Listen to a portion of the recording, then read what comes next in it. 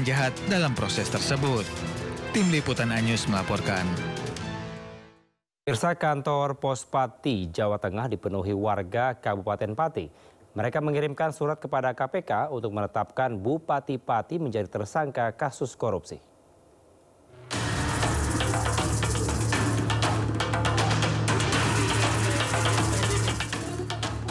Kantor Pos Pati, Jawa Tengah dipenuhi masyarakat Kabupaten Pati. Massa yang mengatasnamakan masyarakat Pati Bersatu ini tiba di kantor Pos Pati setelah berjalan kaki sejauh 1 km dari alun-alun Pati. Warga antre berdesakan di kantor pos dengan penjagaan ketat kepolisian. Masyarakat mengirimkan surat kepada KPK yang isinya mendesak Bupati Pati Sudewo ditetapkan menjadi tersangka dan ditahan dalam kasus korupsi pembangunan jalur kereta api saat Sudewo masih menjabat sebagai anggota DPR RI. Ini tadi yakin suratnya sampai ke KPK? Yakin dong, uang kantor pos nggak main-main dong. Kita yakin, kita percaya. Alasan terkuat kenapa Ibu minta Bupati Pati dicopot atau jadi tersangka? Yang penting Bupati siapapun, yang penting Pati cinta damai, Mas. Aman, tertib. Menjalankan dengan baik pelayanan kami dan juga pengirimannya kepada tujuan. Jadi mungkin Bapak Ibu di loket kami nanti ada 9 loket yang akan melayani. Mohon bisa tertib ya untuk mengantri. Apakah nanti akan satu-satu atau nanti bisa dititip untuk di masing-masing loket. Mungkin seperti itu, silakan. Menghadapi banyaknya warga yang akan mengirimkan surat ke KPK, pihak kantor Pos Pati menyiapkan 9 loket pelayanan. Surat tersebut akan dikirim pada hari ini dan sampai ke KPK di Jakarta dalam waktu 2 hari. Dari Pati, Jawa Tengah, Musyafa Anyus melaporkan. Anda masih di Sindo Sore, pemirsa. Komisi Pemberantasan Korupsi KPK kembali menggeledah kediaman ex-Wamenaker Immanuel Ebenezer terkait kasus dugaan pemerasan pengurusan sertifikasi K3 Kemenaker. Kali ini KPK menyita barang bukti elektronik dan kendaraan roda 4. Dan hari ini tim melakukan penggeledahan di salah satu rumah di wilayah Pancoran, ya, yaitu rumah saudara IHG. Ya. Dari penggeledahan itu, tim mengamankan sejumlah barang bukti elektronik dan juga aset dalam bentuk kendaraan bermotor roda 4. Dan hari ini juga langsung dibawa oleh penyidik ke K4. Ya, penyidik menemukan 4 handphone di plafon rumah yang bersangkutan. Nanti kami akan tanyakan tentunya ya dalam proses pemeriksaan apakah memang sengaja disembunyikan atau memang menaruh handphonenya di plafon. Ya, tentu nanti dalam proses pemeriksaan kepada yang bersangkutan itu juga akan ditanyakan, termasuk juga isi dari BBE tersebut nanti akan kita buka, kita akan melihat informasi-informasi dalam BBE tersebut yang tentu akan menjadi petunjuk, akan menjadi barang bukti bagi penyidik untuk mengungkap perkara ini. Ada upaya untuk Presiden Prabowo Subianto menggelar rapat terbatas di Istana Merdeka. Sejumlah program dibahas di dalam rapat kali ini. Salah satunya terkait stabilisasi pasokan dan harga pangan. Rapat dihadiri jajaran Kabinet Merah Putih seperti Menteri Koordinator Bidang Pangan Zulkifli Hasan, Menteri Pertanian Andi Amran Sulaiman hingga Menteri SDM Bahlil Lahadalia. Ratas membahas sejumlah hal, salah satunya pasokan dan harga beras. Pemerintah akan gelontorkan beras SPHP sebanyak 1,3 juta ton.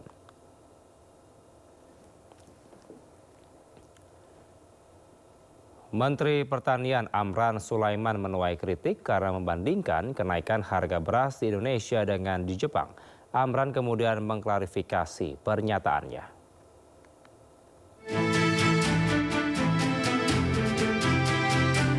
Menteri Pertanian Amran Sulaiman mengklarifikasi pernyataannya yang dianggap tidak peduli terhadap kenaikan harga beras. Menurutnya, pemerintah sudah melakukan berbagai langkah untuk menekan harga beras. Di antaranya melalui operasi pasar yang menggelontorkan 1,3 juta ton beras seharga Rp12.500 per kilogram. Sebelumnya, Amran menuai kritik usai rapat kerja bersama Komisi 4 DPR RI Kamis lalu. Dalam rapat ini, Amran menilai masyarakat terlalu reaktif terhadap kenaikan harga beras. Ia membandingkan dengan harga beras di Jepang yang mencapai Rp100.000 per kilogram. Kenapa kita intervensi ada HET, kemudian ada HPP? Karena ini adalah vital. Kalau ini bermasalah, kita kesulitan. Sekarang ini baru naik saja sedikit, ribut. Jepang sudah 100.000 per kilo, Bu Ketua. Harga beras hari ini.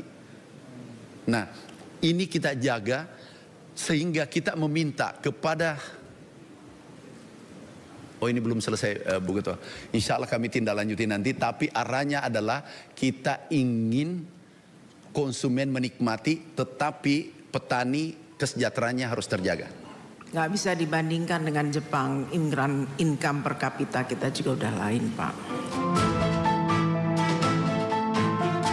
Dari data Pusat Informasi Harga Pangan Strategis Nasional, harga beras dalam sebulan terakhir mengalami tren kenaikan.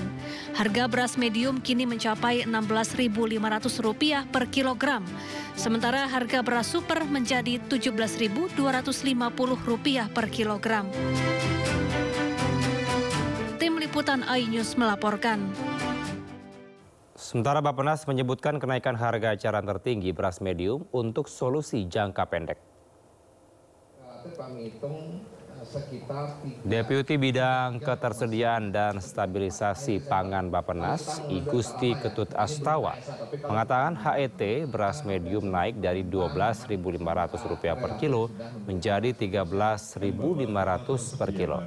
Naiknya HET beras medium untuk menutupi jarak antara HET beras medium dan beras premium yang dinilai terlalu tinggi. Sementara anggota Ombudsman RI YK Hendra Fatika mengatakan pengusaha beras seharusnya tidak dibebani oleh HET yang diatur pemerintah.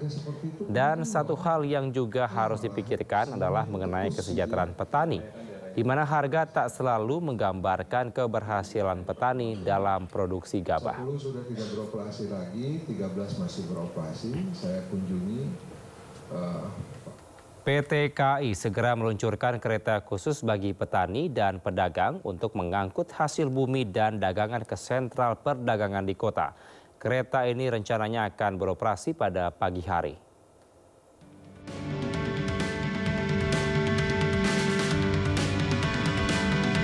Kereta berkelir hijau ini merupakan kereta yang akan digunakan khusus untuk mengangkut para petani dan pedagang. Di dalamnya kursi ditata berderet menyamping agar menyisakan banyak ruang bagi para petani dan pedagang membawa hasil bumi maupun barang dagangan mereka ke sentra perdagangan di kota. Kereta kelas ekonomi ini juga dilengkapi dengan toilet, sesuai dengan kebutuhan petani dan pedagang jika menempuh perjalanan panjang. Memang bukan termasuk kategori yang nyaman, namun kereta khusus petani lebih ke fungsional dan akomodatif. Para ahli terus mempersiapkan kereta khusus ini agar dapat digunakan sesuai waktu peluncuran.